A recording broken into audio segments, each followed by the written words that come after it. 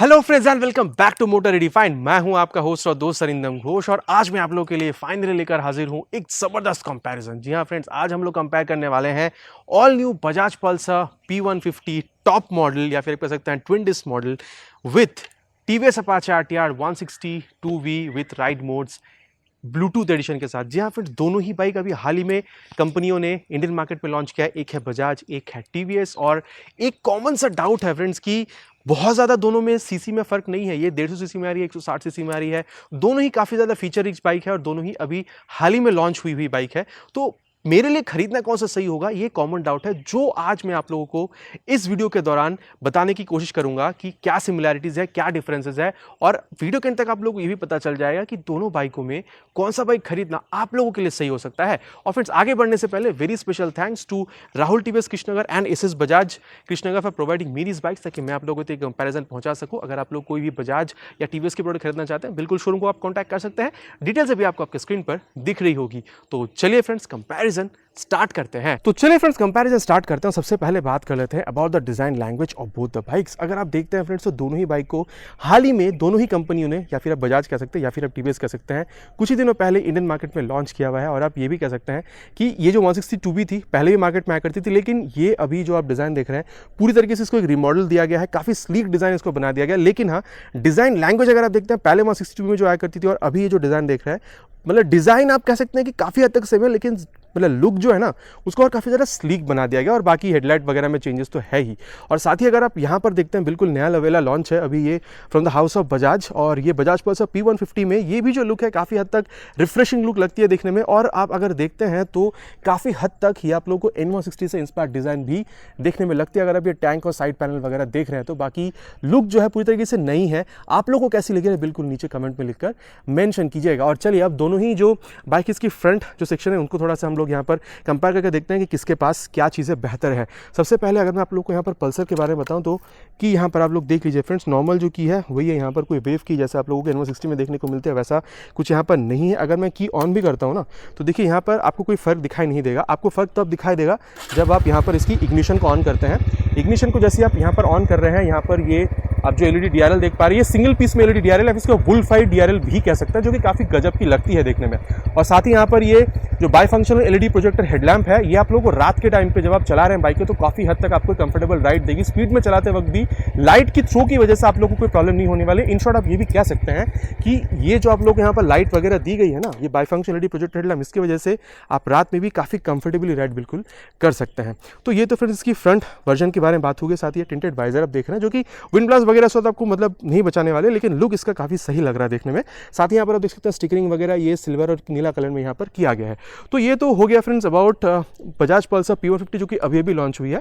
और वहीं अगर मैं आप लोगों को यहाँ पर अपाचे 160 2V के बारे में बताऊँ तो ये भी बिल्कुल कंपनी ने भी नया लॉन्च किया हुआ है। बाकी अगर की के बारे में दिखाया जाए तो यहाँ पर भी नॉर्मल की ही है, यहाँ पर भी कोई वेव की वगैरह नहीं है। लेकिन जैसे आप यहाँ पर ऑन कर रहे हैं, आप देखिए यहाँ पर जो DRL है ना वो आप लोग को यहाँ पर बिल्कुल जलती भी दिख रही है। ठीक है, साथ ही यहाँ पर आप देख सकते हैं जो लैंप है वो भी आपको जलती भी दिख रही है। और जैसे ही आप यहाँ पर इग्निशन वगैरह ऑन करते हैं, हाई बीम और लो बीम जो है उसको भी आप यहाँ पर ऑपरेट कर सकते हैं। तो यहाँ पर की ऑन करते से ही आप लोग को दिख रही है। लेकिन P150 में अगर आप देखते हैं तो आप लोग को इग्निशन ऑन करनी पड़ती है, तभी आप लोग को एलईडी DRL वगैरह जलती हुई दिखती है। तो ये दोनों आप लोग को यहाँ पर एक डिफरेंस दिख गया। हाँ, यहाँ पर आप लोग को bifunctional LED projector headlamp मिल रहे हैं, लेकिन यहाँ पर आप लोग को नॉर्मल लैंप मिल रही है। बाकी ये मैं कह सकता हूँ कि इसकी भी नाइट राइड के दौरान लाइट की जो थ्रो बनती है ना, यहाँ पर 160 2V में भी काफ़ी बेहतरीन बनती है। बजाज पल्सर P150 में अगर आप दोनों टायर देख रहे हैं तो आपको यहाँ पर MRF रैलो ग्रिप ज़ैपर की देखने को मिल जाती है। और वहीं अगर आप लोग यहाँ पर TVS 160 2V RM विथ यहाँ पर ब्लूटूथ मॉडल में देखते हैं तो यहाँ पर आप लोगों को ये रेमोरा की देखने को मिल जाती है। सेक्शन की थोड़ी सी बात करते हैं। यहाँ पर अगर आप पल्सर में आते हैं 150 में, P150 में स्पेसिफिकली मैं बात कर रहा हूँ, तो यहाँ पर आप लोगों को ये 90/90 सेक्शन टायर देखने को मिल रही है। बाकी यहाँ पर आप देख सकते हैं जो ट्रेड पैटर्न वगैरह है। और साथ ही यहाँ पर आप लोग को 17 इंचेस की जो अलॉय व्हील है वो आप लोग को यहाँ पर देखने को मिल रही है। और वहीं अगर आप लोग यहाँ पर ये TVS में आते हैं तो आप लोग देखिए ट्रेड पैटर्न जो है रेमोरा की थोड़ी सी अलग है।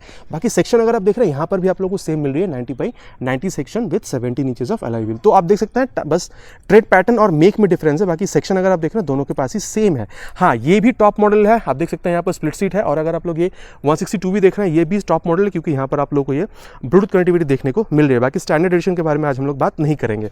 और वहीं अगर मैं आप लोगों को सेफ्टी के बारे में बताऊँ तो दोनों के पास ही, चाहे पल्सर P150 हो चाहे 160 2V हो, यहाँ पर आप लोगों को सिंगल चैनल ABS देखने को मिल जाता है। देख सकते हैं ABS की जो ब्रांडिंग है वो भी यहाँ पर की गई है। अब अगर मैं बताऊं, हाँ मैंने आपको अभी बताया कि ये दोनों में ही आप लोग को ABS मिलती है। और अगर आप लोग यहाँ पर फ्रंट में ब्रेकिंग सिस्टम देखते हैं तो यहाँ पर पल्सर के पास 260 mm की ये डिस्क आपको देखने को मिलती है। लेकिन अगर आप लोग यहाँ पर ये 162V में आते हैं अपाचे की, तो यहाँ पर आप लोग के 270 mm की देखने को मिलती है। और साथ ही आप देख सकते हैं ये आप लोगों को पेट्रोल डिस्क देखने को मिल रही है, जो ब्रेकिंग के टाइम पे हीट डिसिपेशन में बहुत ज़्यादा हेल्प करती है। तो आप कह सकते हैं कि यहाँ पर थोड़ी सी एडवांटेज जा रही है यहाँ पर अपाचे के पास, क्योंकि एक तो ये 270 10 mm बढ़िया, साथ ही ये पेट्रोल डिस्क भी है, तो परफॉर्मेंस थोड़ी सी बेहतर होनी चाहिए। बाकी इसके बारे में कि परफॉर्मेंस दोनों की कैसी है ड्यूरिंग ब्रेकिंग, एक अलग से मैं आप लोगों के लिए जो राइड कंपैरिजन वाली वीडियो है वो भी मैं बहुत जल्द लेके आने वाला हूं। तब मैं आप लोगों को खुल के बताऊंगा कि दोनों की परफॉर्मेंस ऑन पेपर तो मतलब मैं आपको बता रहा हूँ, ऑन रोड कैसे, तब मैं आप लोगों को और सही तरीके से बताऊंगा। और अब अगर मैं आप लोगों को बताऊं अबाउट द सस्पेंशन सिस्टम, तो यहाँ पर आप लोग देख सकते हैं दोनों में ही आप लोग यहाँ पर 31 mm की जो टेलीस्कोपिक फोक है आप लोग को मिल रही है। बाकी पल्सर P150 में फोक प्रोटेक्टर है, लेकिन 162 में आप लोग को फोक प्रोटेक्टर देखने को नहीं मिलती है। यहाँ पर आप देख सकते हैं जो रिफ्लेक्टर है वो यहाँ पर दी गई है, लेकिन आप देख सकते हैं जो 162 है यहाँ पर नहीं है। और साथ ही यहाँ पर जो कैलिपर है दोनों बाइक में आपको देखने को मिल जाती है। बाकी ABS की रिंग भी आप लोगों को सामने दोनों बाइकों में देखने को मिल जाती है। यहाँ पर आप लोग को 149.68 cc 2 valve air cooled fuel injected engine आपको देखने को मिल रही है। हाँ, DTSI कंपनी ने यहाँ पर हटा दिया और साथ ही आप देख सकते हैं जो जोड़ दिया है वो है किक स्टार्ट। बाकी बहुत सारे कस्टमर ऐसा कहते हैं कि अगर किक स्टार्ट होता तो शायद मैं बाइक खरीद लेता, तो कंपनी ने शायद का जगह नहीं छोड़ा है, कंपनी ने यहाँ पर जो किक स्टार्ट है उसको भी प्रोवाइड करा दिया है। अब हाँ, DTSI नहीं है तो क्या परफॉर्मेंस में फर्क पड़ रही है? मेरे ख्याल से फ्रेंड देखिए, कंपनी का ये कहना है कि DTSI यूज़ करते वक्त लीन मिक्सचर वगैरह का यूज़ किया जाता था, लेकिन BS6 नॉर्म्स के बाद ये लीन मिक्सचर वगैरह यूज़ करना उतना ज़्यादा पॉसिबल नहीं हो पा रहा है। उसकी वजह से कंपनी ने DTSI को तो हटा दिया है, लेकिन सिंगल स्पार्क प्लग यहाँ पर कंपनी ने जो यूज़ किया है, कंपनी का ये बिल्कुल दावा है कि सिंगल स्पार्क प्लग होने के बाद भी यहाँ पर परफॉर्मेंस जो आपको पहले DTSI इंजन के साथ जो मिला करती थी उससे कहीं ना कहीं बेहतर ही आपको देखने को मिलेगी, ऐसा कंपनी का कहना है। और हाँ, ये कहीं ना कहीं आप लोगों ने इसकी जो राइड रिव्यू वहाँ पर मैंने ऑलरेडी आपको बताया था कि हाँ, ये मतलब दिखता भी है कि परफॉर्मेंस इसकी अभी और थोड़ी सी बड़ी है। अब बड़ी क्यों है, चलिए वो मैं आप लोगों को बता देता हूँ। अभी देखिए यहाँ पर आप लोगों को जो पावर मिल रही है 14.5 PS की मिल रही है, टॉर्क आप लोगों को 13.5 न्यूटन मीटर की मिल रही है। पहले आप लोगों को पावर जो था 14 मिला करता था PS का, और आप लोगों को जो टॉर्क मिला करता था वो है 13.25 का। तो यहाँ पर हल्का सा पावर और टॉर्क बढ़ा हुआ है। साथ ही पहले आप लोगों को 150 किलोग्राम की वेट मिला करती थी 150/20 वाले मॉडल में, यहाँ पर अभी आप लोगों को 141 किलोग्राम की मिल रही है। तो ये जो 9 किलो का जो वेट घटा है, पावर और टॉर्क यहाँ पर एनहांस हुई है ना, इसकी वजह से आप कह सकते हैं कि इसकी जो परफॉर्मेंस है DTSI ना होने की वजह से, मतलब ना होते हुए भी यहाँ पर आप लोगों को काफ़ी बेहतरीन बिल्कुल देखने को मिल जाती है। ये जो मतलब इंजन काउल वगैरह है, इसकी जो क्वालिटी है ठीक ठाक है, ठीक है। और ये मैंने आप लोगों को यहाँ पर P150 के इंजन के बारे में बताया। और चलिए अब देख लेते हैं कि 160 यहाँ पर आप लोगों को मतलब 162 में यहाँ पर आप लोगों को इंजन में क्या खास चीज़ देखने को मिल रही है। अब मैं बता दूं फ्रेंड्स, ये 10 cc यहाँ पर बड़ी मिल रही है, 159.7 cc SOHC air cooled fuel injected engine मिल रही है। तो यहाँ पर भी एयर कूल्ड है, ये भी फ्यूल इंजेक्टेड इंजन है। तो एयर कूलिंग वगैरह में दोनों आप चीज़ आपको देखने में सेम लगेगी, लेकिन पावर फिगर्स में फ़र्क है, क्योंकि यहाँ पर आप लोगों को ये मतलब जो राइडिंग मोड्स वगैरह वो आप लोगों को यहाँ पर मिलती है। स्पोर्ट मोड आप लोगों को यहाँ पर जो मैक्सिमम आप कह सकते हैं जो टॉप स्पीड है वो आप लोगों को मिलती है। और अगर आप रेन या अर्बन मोड में आते हैं तो यहाँ पर दो चीज़ होती है फ्रेंड्स। अगर आप स्पेसिफिकली अगर आप अर्बन मोड में आते हैं ना, और अर्बन या रेन मोड में, तो यहाँ पर आप लोगों को हर एक गियर पे जो टॉप स्पीड होती है वो घट जाती है, और साथ ही यहाँ पर जो माइलेज है वो आप लोग को इंक्रीज देखने को मिलती है, ठीक है। लेकिन अगर आप स्पेसिफिकली रेन मोड में अगर आप स्विच कर रहे हैं, तो यहाँ पर अगर आप बारिश के टाइम पे स्पेसिफिकली बात करें, अगर आप रेन मोड में स्विच कर रहे हैं ना, तो ABS की जो इंट्रूशन है वो बढ़ जाती है, और ब्रेकिंग के टाइम पे मतलब फिसलने की वजह से जो एक्सीडेंट होती है वो आप लोगों को काफ़ी हद तक यहाँ पर राहत दिलाती है। तो ये था मतलब मोड के इस्तेमाल करने की मतलब वजह। बाकी ये मोड अगर आप देखते हैं तो पल्सर में आपको नहीं देखने को मिलती है। हाँ, ये आप कह सकते हैं इसके पास थोड़ी सी एडवांटेज है। अब आ जाते हैं इंजन पे। यहाँ पर मतलब स्पोर्ट मोड में आपको मैक्सिमम पावर देखने को मिलती है, मैक्सिमम टॉर्क देखने को मिलता है। अर्बन और रेन मोड में आप लोगों को यहाँ पर थोड़ी सी घटी हुई पावर और टॉर्क देखने को मिलती है। बाकी मैं अभी मैक्सिमम पावर और टॉर्क ही आपको बताऊंगा जो कि स्पोर्ट मोड में मिलती है। यहाँ पर आप लोगों को 16.04 PS की मैक्स पावर मिल रही है 8750 RPM पर। टॉर्क आप लोगों को 13.85 न्यूटन मीटर की मिल रही है 7000 RPM पे। पावर और टॉर्क में बहुत ज़्यादा अंतर नहीं है, तो मैं ये बिल्कुल कह सकता हूँ कि ऑन रोड भी अगर आप दोनों को चला के देख रहे हैं ना, तो बहुत ज़्यादा आप लोगों को दोनों की जो परफॉर्मेंस में उसमें डिफरेंस देखने को नहीं मिलेगी। बाकी ऑलरेडी मैंने कहा है कि दोनों की एक जो राइड कंपैरिजन वाली वीडियो है वो भी मैं चैनल पर बहुत जल्द लेके आऊँगा। तब मैं आप लोगों को एक्जैक्टली बताऊँगा कि दोनों की मतलब दोनों को अगर आप चला रहे हैं तो कितना ज़्यादा डिफरेंस आपको दिखती है। बाकी यहाँ पर अगर आप देख रहे हैं 162 में, तो एक चीज़ जो यहाँ पर खास कंपनी ऑफर कराती है वो है GTT टेक्नोलॉजी, जो मतलब जब आप ट्रैफिक पर होते हैं, कोई भी आप गियर पर हैं, हल्का सा उस गियर को आप मतलब क्लच आप रिलीज कर दिए, जिस भी गियर पर होते हैं उस गियर के हिसाब से हल्का हल्का गाड़ी थ्रॉटल लेते हैं, आगे बढ़ती है, ताकि माइलेज जो है मैनेज हो सके। लेकिन ये जो चीज़ है ना आपको 162 में मिलती है, लेकिन बजाज ऐसा कुछ क्लेम नहीं करता है। लेकिन फिर भी बजाज में भी अगर आप टेस्ट करके देखते हैं तो हल्का फुल्का GTT वाली जो चीज़ है कंपनी डायरेक्टली क्लेम नहीं करते, लेकिन ऐसी चीज़ आप बजाज में भी हल्का फुल्का कर सकते हैं। तो ये भी एक कह सकते हैं कि यहाँ पर आपको थोड़ी सी एक एडेड एडवांटेज मिलती है। बाकी अगर आप ये काउल वगैरह देखते हैं तो यहाँ पर आपको ये हल्की सी मतलब इसकी जो क्वालिटी आपको अच्छी देखने को बिल्कुल मिल जाएगी। और चलिए फ्रेंड्स, अब इन दोनों की जो रियर सेक्शन है इनको हम लोग थोड़ा सा कंपेयर कर लेते हैं। और उससे पहले मैं आप लोगों को एक चीज़ और बताना चाहूँगा।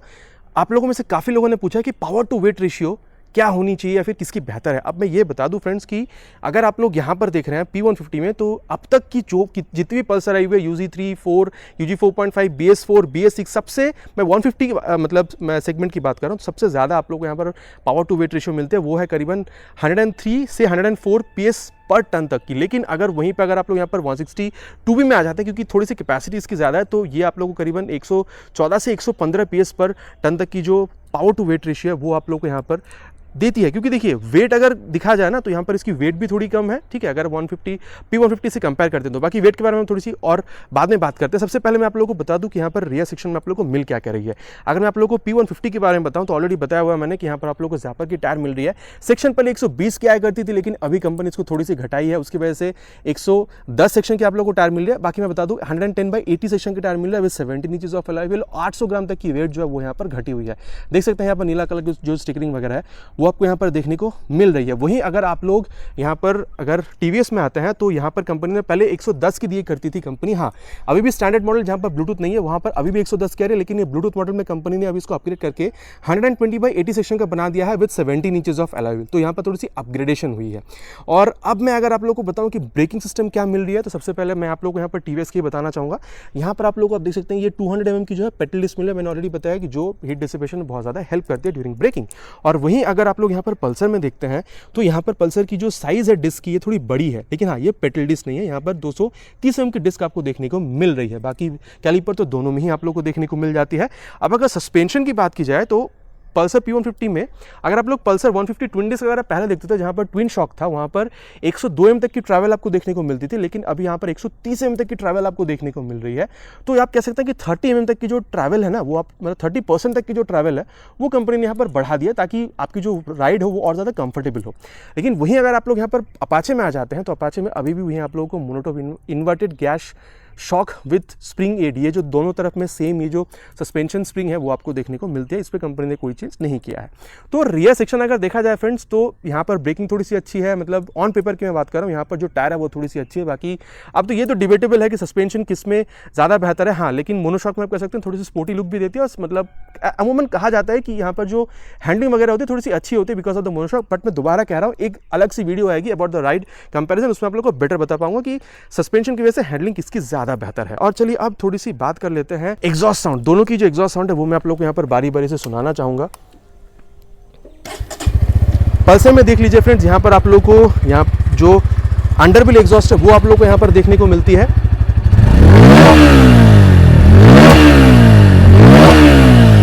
ठीक है, ये था फ्रेंड्स पल्सर का अंडरबिल एग्जॉस्ट के साथ। और वहीं अगर मैं आप लोग को यहाँ पर 162B के बारे में बताऊं तो यहाँ पर आप लोगों को ये एग्जॉस्ट जैसे पहले मिला करती थी,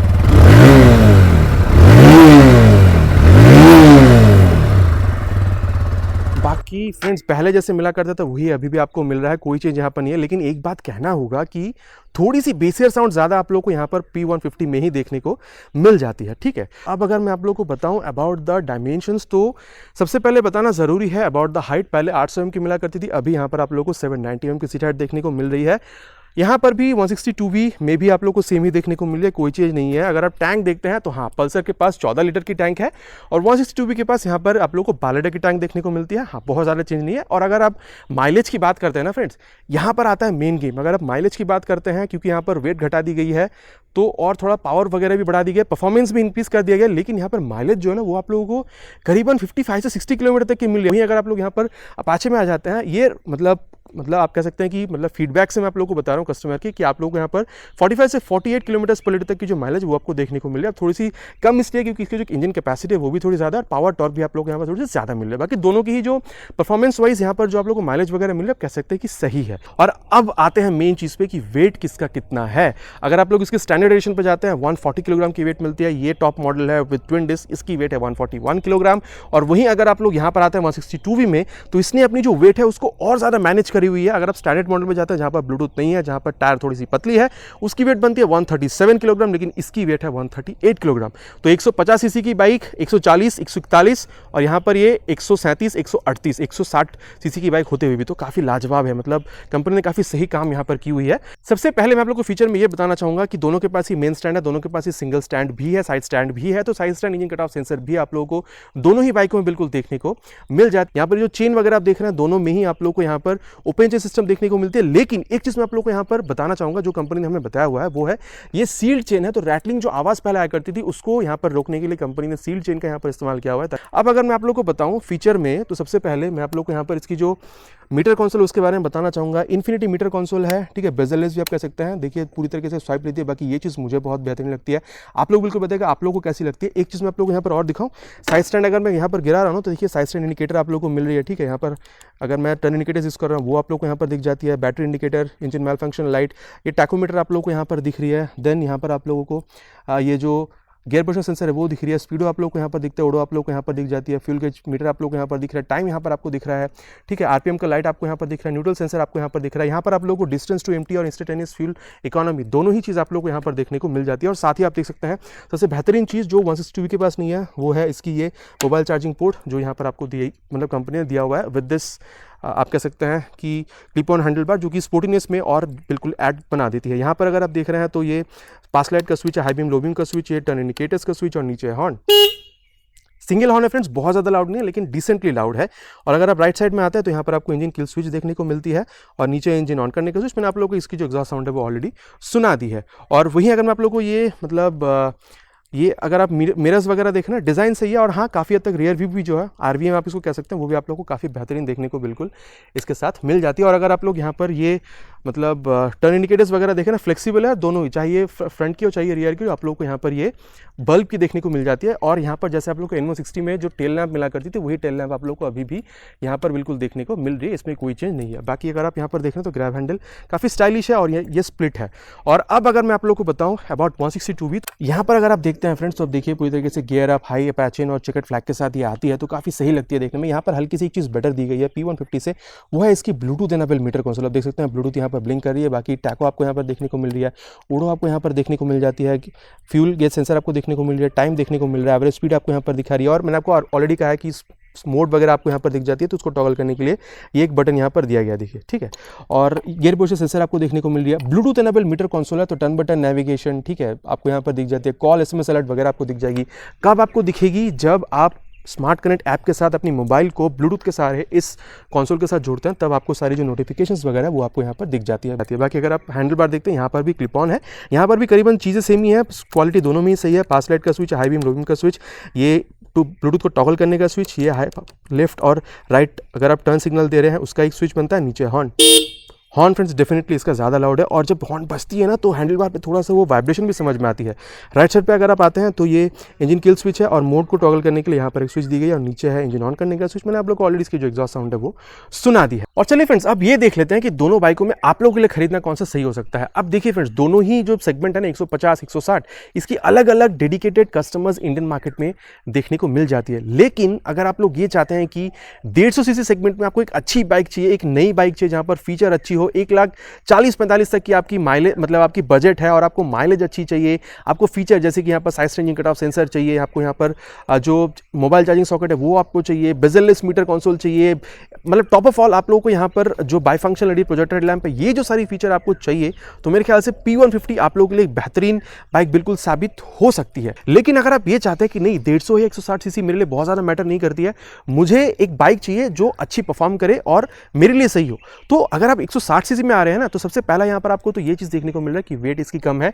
दो ये 150 है 160 सीसी की, लेकिन फिर भी इसकी वेट कम है। साथ ही यहाँ पर प्राइस थोड़ी सी बढ़ती आ रहा है 9 से 10,000 रुपये तक। अगर आपको मैटर नहीं करती है, आप ज़्यादा पे कर सकते हैं तो भी आप भी खरीद सकते हैं। साथ ही आपको ये भी चाहिए था कि यहाँ पर सिंगल चैनल एबीएस, बाकी सिंगल चैनल एबीएस 150 में भी देखने को मिल जाएगी। P150 में आपको सिंगल चैनल एबीएस भी चाहिए था, आपको थोड़ी सी ज़्यादा पावर, थोड़ी सी ज़्यादा टॉर्क चाहिए थी, वेट आपको कम चाहिए था, फीचर आपको यहाँ पर अच्छा चाहिए था जैसे ब्लूटूथ एनेबल मीटर कंसोल वगैरह, टर्न बटन नेविगेशन आप लोगों के लिए बहुत ज़्यादा इंपॉर्टेंट है। तो मेरे ख्याल से आप लोगों को ये जो TVS Apache RTR 162V with ride modes, ये वाली जो ब्लूटूथ एडिशन है, ये आप लोगों के लिए एक अच्छी बाइक बिल्कुल साबित हो सकती है। बाकी दोनों ही बाइक सही है फ्रेंड्स। मैंने आप लोगों को बताया कि आप लोगों के लिए खरीदना कौन सा सही होगा। नीचे आप लोग बिल्कुल कमेंट करके हमें बताइए कि आप लोगों में से कितने लोग हैं जो P150 खरीदेंगे और कितने लोग ऐसे हैं जो यहाँ पर अपाचे 162 भी खरीदना ज़्यादा पसंद करेंगे। आशा करता हूँ फ्रेंड्स वीडियो आप लोगों को पसंद आई होगी। चलिए मिलते हैं एक नया वीडियो में एक नए टॉपिक के साथ। Till then ride safe and जय हिंद।